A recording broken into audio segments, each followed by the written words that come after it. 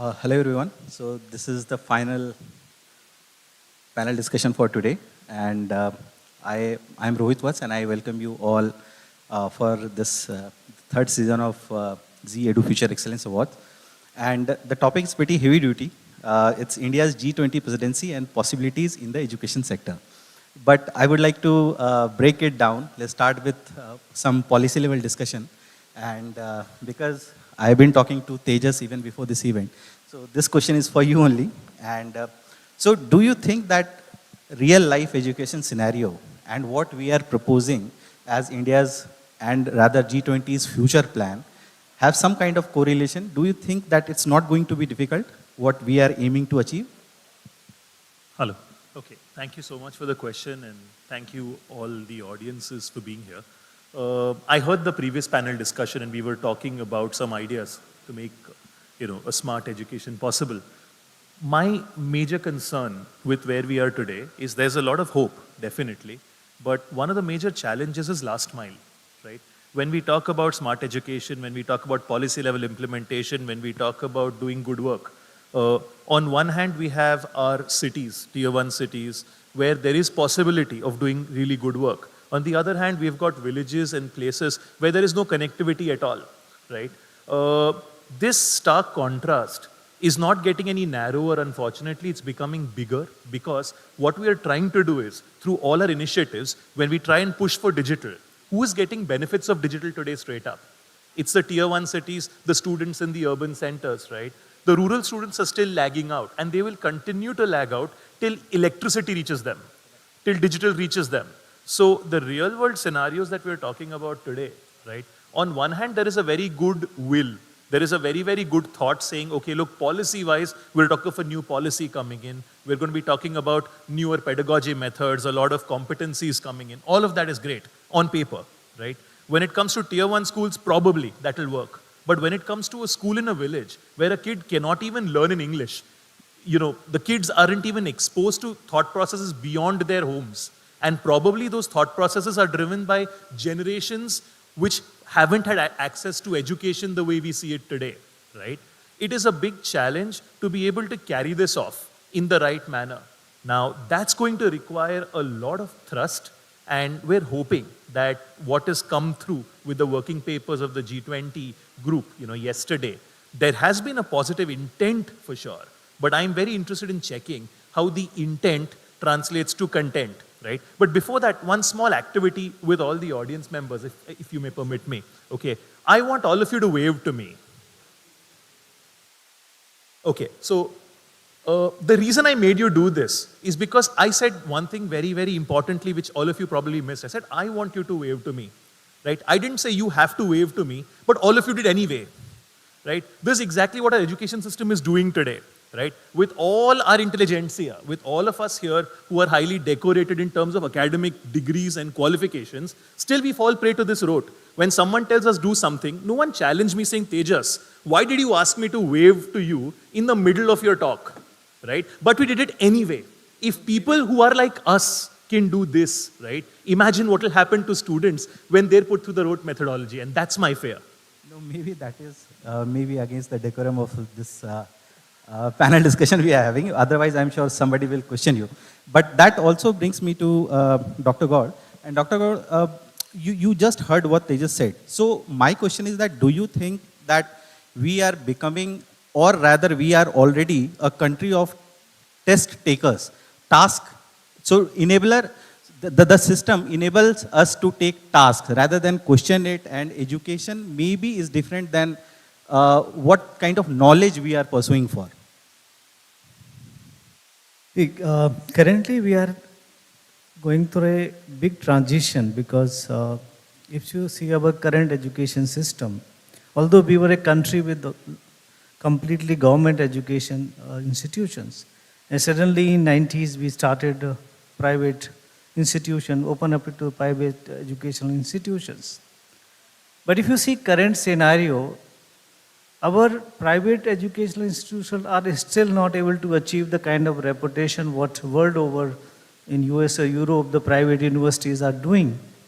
And somehow the government educational institutions have also been given certain kind of tasks that they have to have certain kind of model to have some self-sustainability. Sorry to interrupt you here, but what do you think is the reason behind it? A reason behind is that somewhere in our private education, most of the thing people believe that this can be a profit-making venture instead of a charitable uh, cause.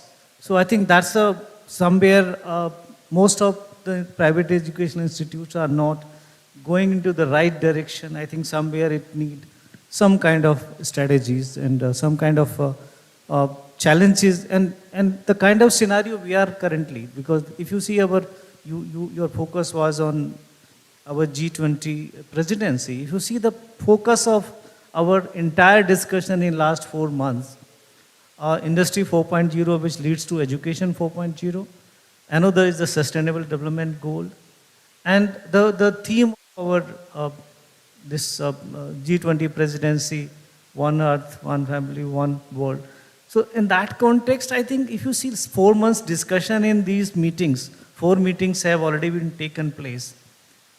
These all major issues are being discussed and in the context of new education policy. So I don't know where we are wrong, but unfortunately we have a lot of discussion, but those discussions have not been translated into real action.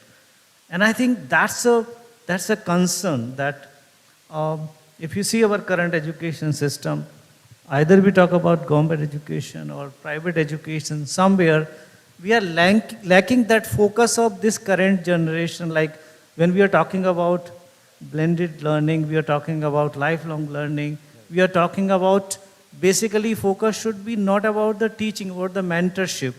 It's not about examination, it is about evaluation. So the world is moving in different direction, but still we have far way to go in that direction. I have a follow-up question to that, but I will come to that later. First question for sir. So in yesterday's working group meeting, the thing that they talked about education and its future policy is that it has to be the critical enabler of a dignified life. Do you think that education features up there in our list of priorities where we can actually think education as the critical enabler? I'm going to give my answer a little differently because I'm not an educator. I'm from business. I have some interest in education.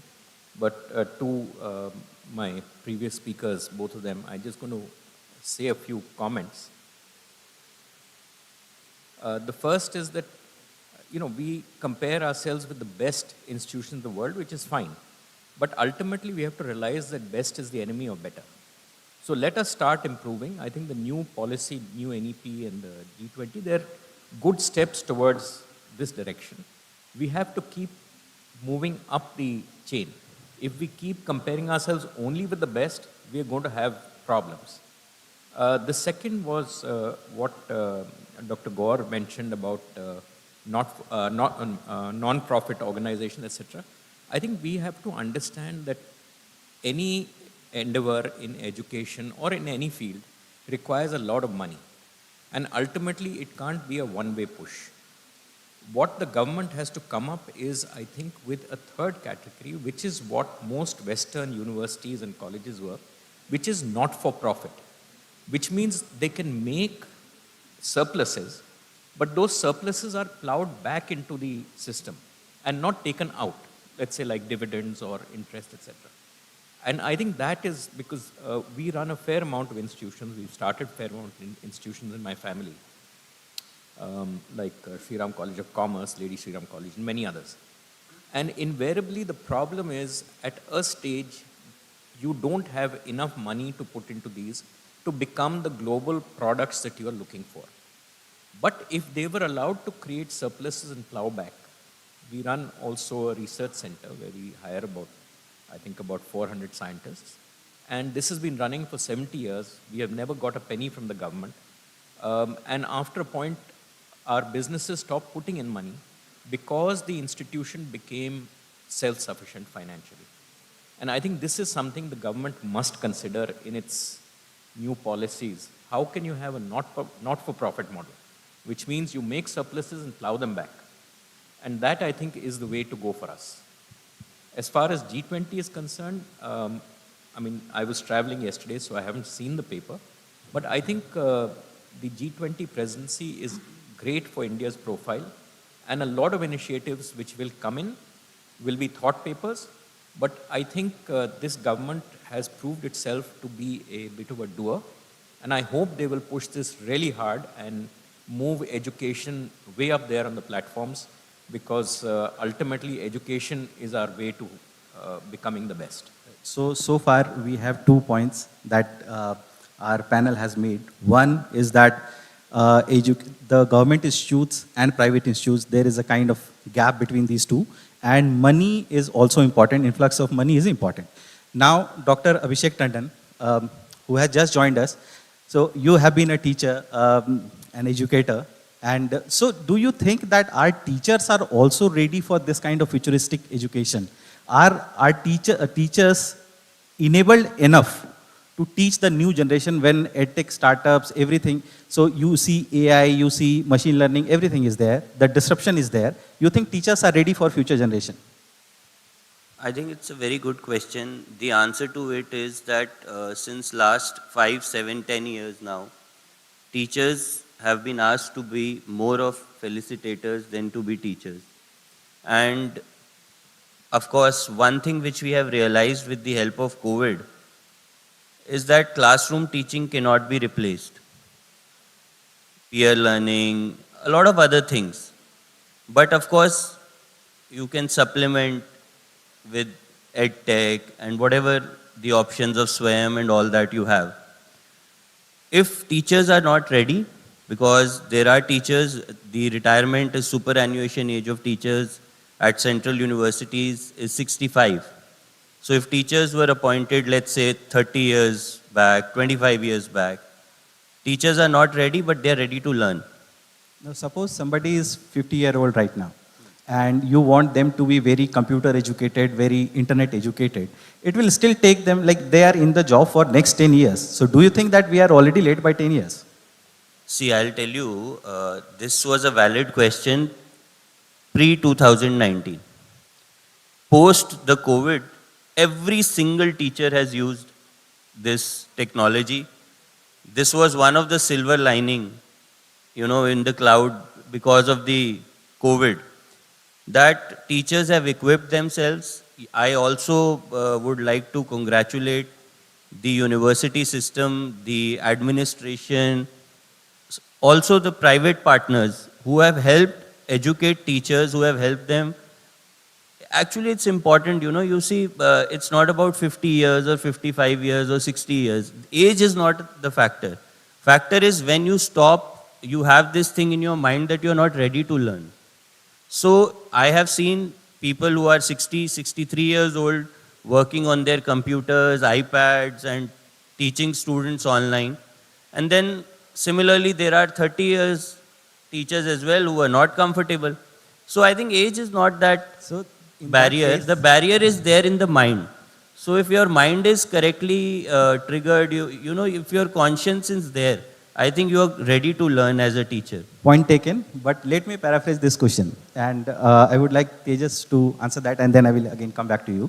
So we keep talking about, and also I'm getting cue that we are running short of time.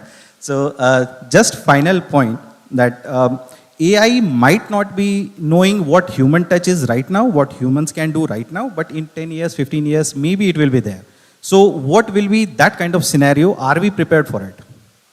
Okay. Frankly, the world is not really aware of what will happen in AI tomorrow, forget 5 years later, because the rate at which GPT is updating itself from GPT-3 to GPT-4, I mean, that's been a quantum jump, right?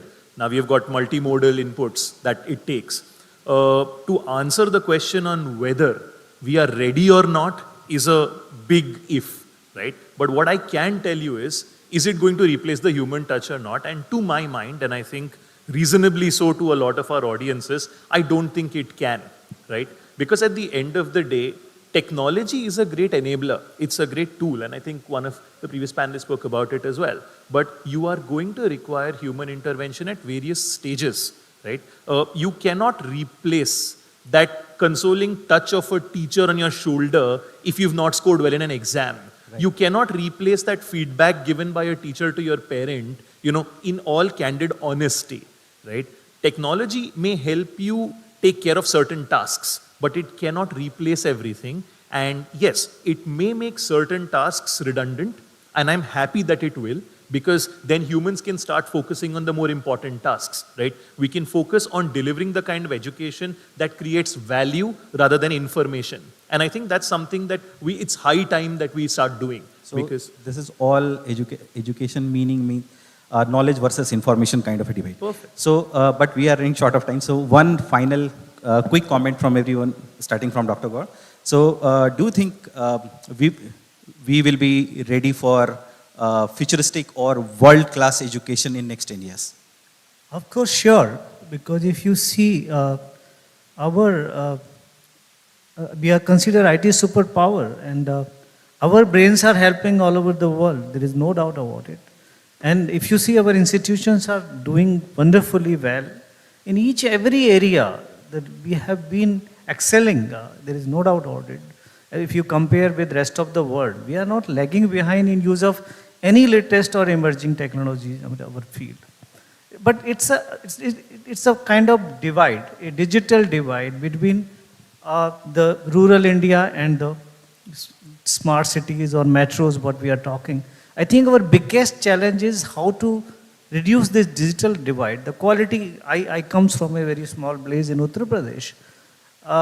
The situation I have seen when I was a student there till middle class, hardly something has changed. That's a real concern. So definitely we have everything, but how this, when we talk about equitable access to the education, that's a major challenge for us. And also inclusive, because it's not just about teachers, it's about the resources also. The kind of facility we have available in the metros, the same facilities are not there in that part of the... So one final comment from you and then Dr. Tandon. Okay, the final comment I would have is that this is a question you asked me earlier. I think in the Indian history, the position of the guru has been equated or maybe even higher than that of the mother. And I think we have to recognize that. We have to honor them in the true way that they need to be honored, because they are really creating the future of the country. And I have no doubt that we will. I think we will and we must. There's no other way. So, Dr. Tandon. I think one point which I would like to make, and this is something which is there with me for long, is that a lot of price is attached to degrees and certificates in our education system. We should attach more of prizes and certificates to the skill. If we start doing that, then we are going to be future ready and our skill level is going to increase considerably. Currently, if you see why NEP was required, because a lot of graduates were there, but they were not employable. So right now we need people who are employable, and that's why the gross ratio which is aimed is at 50% and not 100%. So let us have more of entrepreneurs, more of people who are job providers than people who are just graduates. So that is the takeaway actually. We need to prepare ourselves for the next 20 to 25 years. And for that, education, technology, digital governance, even the Honorable Prime Minister said this 2 days back, that literacy, numeracy together with digital governance is the need of our. So I think that's what comes to my mind. And with this, I think I came late, but best of luck for your future. So indeed, this is guarded optimism that Dr. Tandon is talking about. And also on that positive and hopeful note, thank you for all the members to be a part of this panel. Thanks a lot.